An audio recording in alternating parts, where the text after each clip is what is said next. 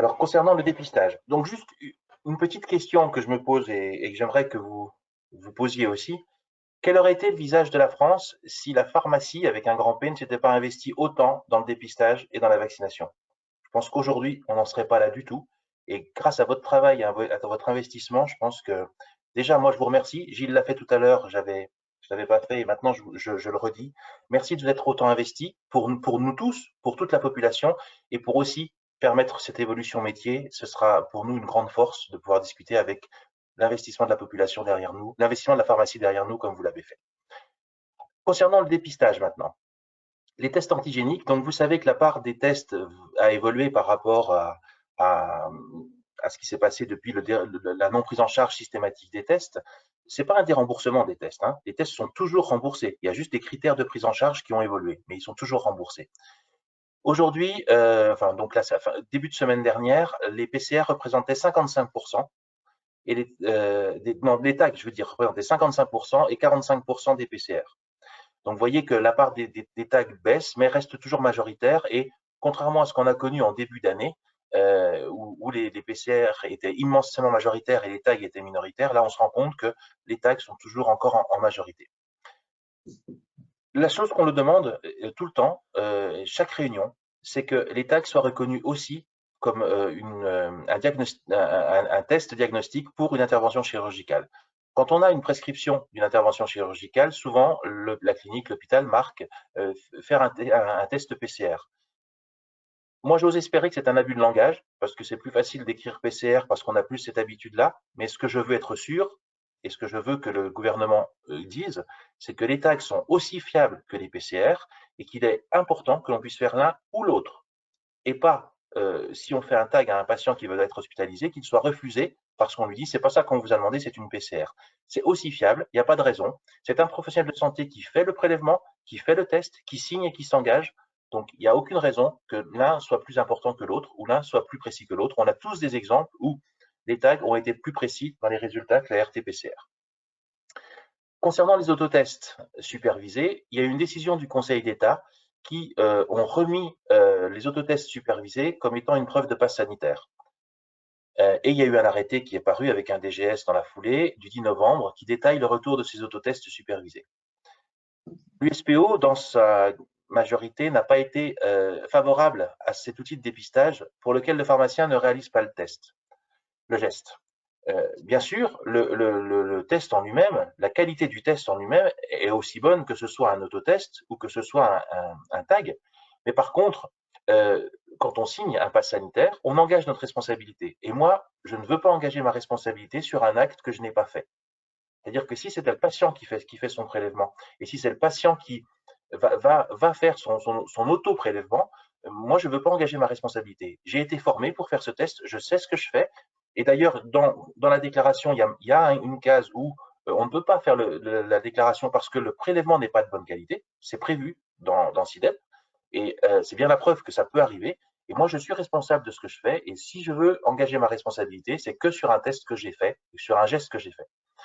Donc, le prélèvement réalisé par le pharmacien est de ce fait beaucoup plus fiable que celui qui est fait par le patient lui-même. Et du coup, le risque de faux négatif est beaucoup plus faible quand le pharmacien fait le prélèvement. Depuis maintenant, le 10 novembre, les autotests supervisés peuvent à nouveau être réalisés en officine pour faire un pass sanitaire. Mais je pense que la philosophie des autotests était de faire un dépistage entre guillemets de masse. C'est-à-dire que vous expliquiez à 4, 5, 6 patients comment faire, vous les preniez en même temps, les 5, 6 patients faisaient leur dépistage, et puis après, vous faisiez vous les tests. Et là, on peut gagner du temps. Mais si vous faites un autotest supervisé, finalement, c'est beaucoup plus chronophage qu'un test antigénique, parce qu'il faut dire au patient comment faire, donc il faut lui expliquer une fois. Après, il va falloir superviser, lui dire non, non, vous n'êtes pas allé assez loin dans le nez. Ah non, non, vous n'avez pas encore assez tourné pour recommencer. Maintenant, il faut faire l'autre narine. Ah non, il faut encore aller plus loin. Et vous voyez bien que vous perdez du temps. Là où on peut peut-être en gagner un peu plus, c'est si on en fait plusieurs en même temps, parce qu'il y a, je ne sais pas, une classe, l'ARS a demandé à ce que ce soit fait, ou l'éducation nationale, de faire un dépistage plus de masse. Ce test ne doit être supervisé uniquement par le pharmacien, et pas d'autres professionnels de santé que le pharmacien. Ils sont réservés aux personnes asymptomatiques et non cas contact. Donc ça, c'est important. Asymptomatiques et non cas contact. Dans la première vague d'utilisation des autotests supervisés, on les réservait aux personnes majeures. Là, il n'y a rien d'écrit, donc on comprend que ça peut être fait sur une personne mineure également. Et dans ce cadre, la prise en charge, elle ne se fait que pour les personnes qui ont été vaccinées ou qui ont une contre-indication médicale à la vaccination ou une convocation pour un soin non programmé, pour un programmé, excusez-moi, parce que s'il y a la convocation, il est forcément programmé, ou avec un certificat de rétablissement. Ou pour les mineurs, puisque c'est nouveau, enfin, c'est pas que c'est nouveau, c'est que ça n'a pas été inscrit dans l'arrêté comme ça. Donc, pas de prise en charge pour les personnes avec ordonnance, puisque nécessairement, s'il y a une ordonnance, on les suppose symptomatiques, donc ça veut dire test antigénique, et pas de prescription non plus, pas de prise en charge non plus pour les cas contacts, puisque c'est exclu dès le début du champ d'application des autotests avec supervisé. Dans tous les autres cas, donc, ces tests sont non pris en charge et facturés directement au patient au tarif de 12,90 €, c'est 8,70 € pour l'acte, plus 4,20 € pour l'autotest. Et bien sûr, il y a un coefficient de majoration pour les DOM. Il n'y a pas d'exclusion de prise en charge pour les DOM, dans la mesure où la personne est symptomatique et non cas contact. Et l'inscription se fait sur SIDEP de ce résultat d'autotest supervisé. Voilà. Les nouveautés, donc les tags, on continue. La prise en charge est toujours possible avec des différenciés. Nous, on a demandé à l'USPO qui est un autre cas de prise en charge qui est le patient qui vient parce qu'il a des symptômes, tout seul. Il vient, il n'a pas d'ordonnance, il n'a rien. On fait le test et il est positif. On va à ce moment-là déclencher toute la gestion des cas contacts et faire les dépistages des cas contacts qui, eux, vont être pris en charge. Mais le patient P0 qui est venu, qui civiquement est venu pour dire « je me sens pas bien, j'aimerais bien savoir où j'en suis », lui, il n'est pas pris en charge. Et on s'est dit « c'est pas normal » parce que c'est un investissement financier de sa part et s'il le fait, c'est pour des raisons civiques, c'est pour dire « j'ai pas envie de déclencher un cluster, j'ai pas envie de contaminer toute ma famille ». Donc nous, on a proposé qu'on puisse faire un CERFA à ce patient et que ce CERFA puisse bien sûr être pris en charge a posteriori par l'assurance maladie. Pour l'instant, c'est encore pas accepté. Voilà, c'est pas grave, hein, on va continuer. Et puis voilà, je dis pas que j'ai bon espoir de le faire prendre en charge, je dis juste qu'on va continuer jusqu'au bout de poser la question au gouvernement et de dire que c'est pas juste dans ce cas-là et qu'il devrait être pris en charge. Juste peut-être un petit complément, Pierre, une nouveauté qui va arriver. Je pense que ça va être commercialisé normalement la semaine prochaine. Vous savez qu'on est embêté pour les enfants, les jeunes enfants. Les jeunes enfants, le test antigénique est pas facile à faire. Hein. Vous avez pu certainement tous le constater quand vous avez un gamin de moins de 6 ans. Faire un prélèvement nasopharyngé, c'est pas simple. Donc la solution qui avait été trouvée jusqu'à maintenant était de faire un test salivaire. Donc les laboratoires s'étaient organisés pour faire des prélèvements salivaires, sachant que le prélèvement salivaire n'est pas toujours, n'assure pas un résultat de très très bonne fiabilité, puisqu'on perd en sensibilité, même si derrière c'est un PCR qui est réalisé, c'est la qualité du prélèvement et la concentration du virus dans la salive qui n'est pas aussi performante que quand on fait un prélèvement nasopharyngé. Et donc pour les jeunes enfants de moins de 6 ans, il va y avoir un nouvel outil qui va être avec un prélèvement nasal et donc présenté sur un espèce de kit qui permet de limiter les manipulations, permettant d'intégrer à la fois le prélèvement et à la fois avec un clic la possibilité d'avoir la lecture avec le solvant qui est déjà à l'intérieur du kit. Donc on limite les manipulations et les risques de contamination quand ce n'est pas bien fait. Donc pour l'instant, ce nouveau test va être mis à disposition du public. Alors, il a un statut d'autotest pour l'instant, parce que c'est le gamin qui peut faire lui-même son prélèvement, donc ce qui peut être utilisé dans les écoles. Mais nous, ce que l'on demande, c'est que ce nouveau test puisse être en statut TROD, pour qu'on puisse faire le prélèvement à la pharmacie sur les gamins de moins de 6 ans, ce qui permettrait à ces enfants et également aux écoles, quand une classe risque d'être fermée, eh bien, on est là dans la situation de jeunes contacts. Donc, ce n'est pas un autotest, ça doit être un test, un TROD. Et donc, plutôt que de faire un prélèvement salivaire qui va prendre 8 heures de déplacer un biologiste sur place, bien d'avoir la possibilité de faire la même chose avec cet outil dans les pharmacies, avec un prélèvement nasal et de pouvoir donner un résultat dans 2 quarts d'heure pour savoir s'il faut fermer la classe ou s'il faut isoler les gamins. Donc, un outil supplémentaire mis à la disposition des pharmaciens. J'espère qu'il va être mis sur le marché très rapidement. Mais en tout cas, voilà, nous, ce qu'on demande, c'est qu'il y ait un statut de TROD, parce que le prélèvement, c'est nous qui allons le faire. Pour les gamins de moins de 6 ans, ce sera plus facile. Et puis quand on sait que c'est un test français, ça vaut le coup aussi de pousser ça et d'aider l'industrie française. Un peu marre quand même de curer les nez. Ben oui, mais vous l'avez Ah fait oui, pour. si, je sais. J'en ai une qui est revenue beaucoup avant de retrouver les autres. C'est est-ce qu'un autotest supervisé suffit pour pour avoir un pass sanitaire pour être hospitalisé ou une intervention chirurgicale?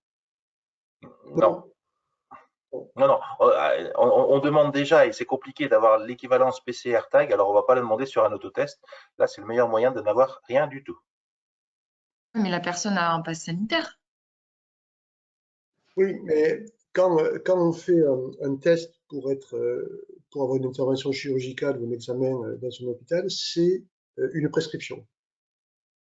Donc, sur prescription, voilà, on est au-delà du pass sanitaire, hein, puisque le pass sanitaire ne suffit pas, puisque les médecins hospitaliers veulent en plus savoir si la personne est porteuse du virus ou pas au moment où elle va rentrer à l'hôpital. Donc, c'est pour ça qu'il faut le faire dans un délai de moins de 3 jours. Et l'autotest, dans cette affaire-là, n'est pas, à mon avis, considéré comme étant assez fiable. Donc, non, pas d'autotest. Les autotests, on n'y est pas favorable, hein, donc on ne va pas aider. Aussi des questions qui sont revenues sur les tests salivaires, qu'il est possible d'en faire en pharmacie, etc. Je ne sais plus ça. Je ne sais plus, Il me non, semble pas. parce que Non, non, il me semble pas. il fallait se mettre d'accord avec le laboratoire pour que nous fassions, nous, le prélèvement, et après, ça partait de toute manière en PCR, puisque par Ça. définition, les tests salivaires ne peuvent être après analysés qu'avec un PCR et pas avec un TAC. Donc, le prélèvement aurait pu se faire en pharmacie si on s'était mis d'accord avec les biologistes, mais j'ai cru comprendre que les biologistes nous regardaient avec un regard qui n'était pas un regard de coordination ou de coopération. Ils nous voyaient plus comme des concurrents, ce qui est assez dommage, parce que quand on voit les files d'attente depuis quelques jours sur les trottoirs parisiens devant les laboratoires, je me dis qu'ils ont plutôt besoin de nous plutôt que de nous combattre. Est-ce que quand la personne est positive pour un test, est-ce que après le test de criblage et prélèvement, etc., est pris en charge? Par exemple, son test n'est pas pris en charge, elle a fait un tag et c'est pas pris en charge parce qu'elle n'est pas vaccinée, par exemple, cette personne. Donc après, est-ce que le reste est pris en charge? Du moment qu'on le déclare positif, après, il est porteur du virus, donc tout est pris en charge après par la suite. D'ailleurs, quand vous le déclarez positif, même s'il a payé son test parce qu'il n'est pas vacciné ou qu'il a perdu son pass, vous le trouvez positif. Derrière, vous pouvez bien sûr faire le contact tracing et donc facturer le contact tracing. C'est d'ailleurs comme ça que vous allez le déclarer positif à l'assurance maladie. Et ensuite, vous allez pouvoir délivrer des masques à cette personne, des 30 masques, parce qu'il est positif. Et quand il viendra faire le contrôle 7 jours après pour faire un test pour vérifier qu'il n'est plus porteur du virus, comme il était positif, le test sera pris en charge. Mais le premier n'est pas pris en charge. Ce qu'expliquait Pierre, c'est un petit peu une aberration, quoi. C'est-à-dire que la personne fait un effort de se faire dépister alors qu'il sait qu'il va payer. Il fait cet effort et il est positif, donc du coup, ben, il va s'isoler et il a bien fait de se faire dépister. C'est peut-être un petit peu dommage que ce ne soit pas pris en charge au vu de l'effort et du geste citoyen qu'il a accompli.